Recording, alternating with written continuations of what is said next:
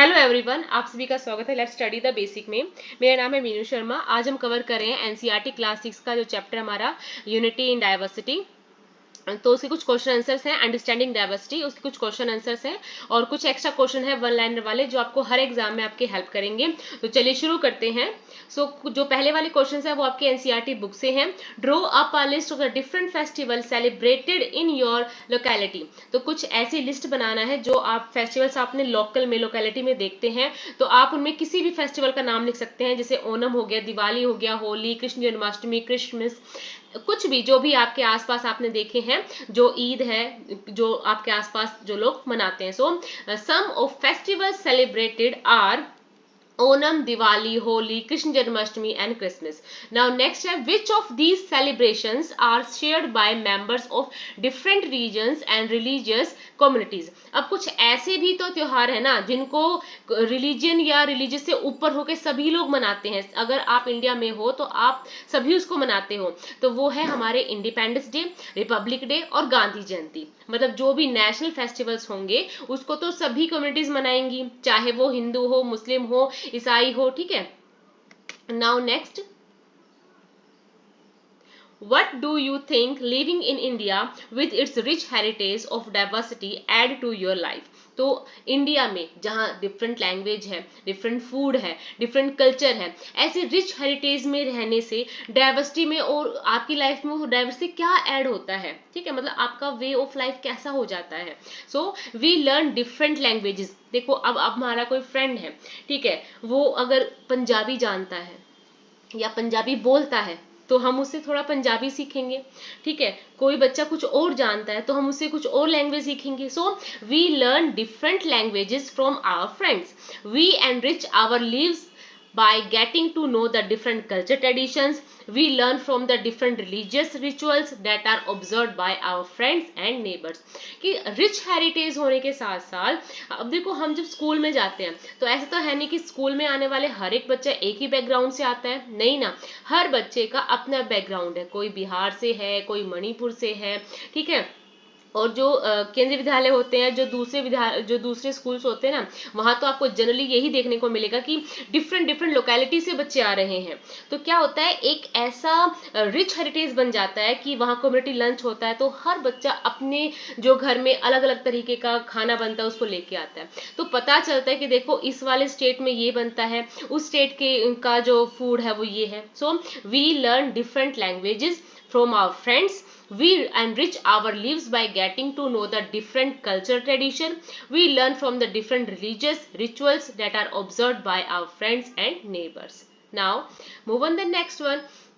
Do you think the term unity in diversity, आप मुझे comment करेंगे, unity in diversity, who quote this line, is an appropriate term to describe India? देखिए मैंने अभी जब हमने एक्सप्लेनेशन किया था, मैंने आपको बहुत ही सुंदर तरीके से समझाया था कि यूनिटी इन डाइवर्सिटी अपनी इंडिया की यही एक खूबसूरत बात है कि यहाँ पे चाहे कितनी डाइवर्सिटी है उसके बाद भी एक यूनिटी है, ठीक है। नेहरू जी भी यही कहना चाह रहे हैं और नेहरू जी भी यही कहते आए थे कि जो हमारा इंडिया है वो बहुत ही ब्यूटीफुल है, और उनकी जो बुक है द डिस्कवरी ऑफ इंडिया, ठीक है। So it is definitely an appropriate term. Our country has a huge population with people from many different cultures, backgrounds, different religions. People speak different languages, people following different traditions, yet this large diverse nation is always united and moves forward on the path of progress. Nehru is trying to say that tolerance is very much ingrained in every Indian citizen. So simple बात है, unity in diversity कैसे appropriate term है कि हम different background से हैं, different religion से हैं, डिफरेंट हम लैंग्वेज बोलते हैं, पर फिर भी क्या होता है, जो हमारा जो नेशन है ना वो डाइवर्स होते होते भी यूनाइट है, ठीक है, यूनाइटेड है, moves forward on the path of progress, और एक साथ मिलके और जो प्रोग्रेस का जो पाथ है उस पर चल रहा है, ठीक है। Now, underline the line in the poem sung after the Jallianwala Bagh massacre, which according to you reflect India's essential unity. So the blood of Hindu Muslim flows together today is the line in the poem which reflect India's essential unity. So एक poem है NCERT की book में ही, starting के chapter में ही, unity in the understanding the diversity में ही वहीं आप पोम है, उस पोम से आपसे पूछा गया है कि कौन सी ऐसी लाइन है जो इंडिया की जो यूनिटी है उसको रिफ्लेक्ट करती है. So the blood of Hindus and Muslim flows together today. Some questions of one liner. Samir Do's family lived in. So Samir Do family lived in Meerut. ठीक है. It belonged to Muslim community. Ladakh is a desert in the mountains in the eastern part of Jammu and Kashmir. तो लद्दाख कहाँ है? Eastern part of Jammu Kashmir है. Now the caste system is an example of, the caste system in example of inequality. ये आपका vice versa भी आ सकता है कि what is the example of inequality. So caste system is an example of inequality. Both Kerala and Ladakh regions were influenced by, देखो दोनों ही केरला और लद्दाख दोनों ही रीजन्स को किसके द्वारा इन्फ्लुएंस किया गया था? सो चाइनीज और अरब ट्रेडर्स के द्वारा. ठीक है. Chinese and Arab traders both are both Kerala Ladakh regions were influenced by. Ladakh is also called, so Ladakh is also called the Little Tibet. Now where is Onam celebrated? Onam festival is celebrated in Kerala. Who composed the national anthem? So India's national anthem was composed by Rabindranath Tagore. ठीक है, या spellings याद कीजिएगा, Rabindranath Tagore. What is चीना चाटी?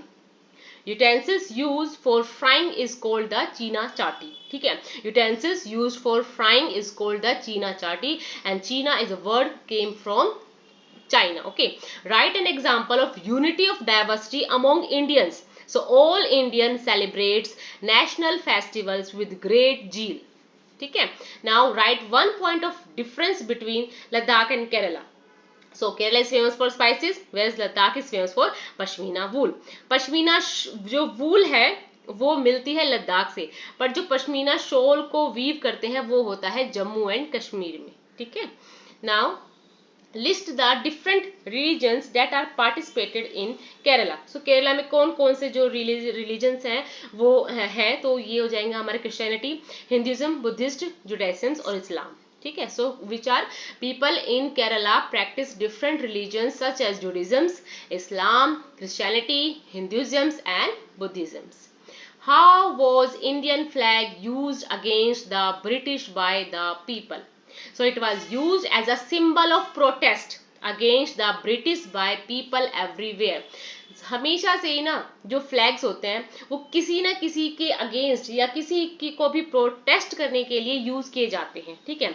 ऐसी उसमें poems हो जाती हैं. ठीक है. Now who discovered the sea route to India? The Portuguese discovered the sea route to India from Europe when Vasco da Gama landed with his ship here. तो जो पोर्तुगीज है वास्को डी गामा, उससे discover किया था सी root कि Europe से India कैसे आया जाए. वो सी रूट वास्को डी गामा ने डिस्कवर किया था. और वास्को डी गामा कौन था? तो वो एक पुर्तगाली था, पोर्तुगीज था. ठीक है. व्हेन इक्वलिटीज अकर, इक्वलिटी कब आती है?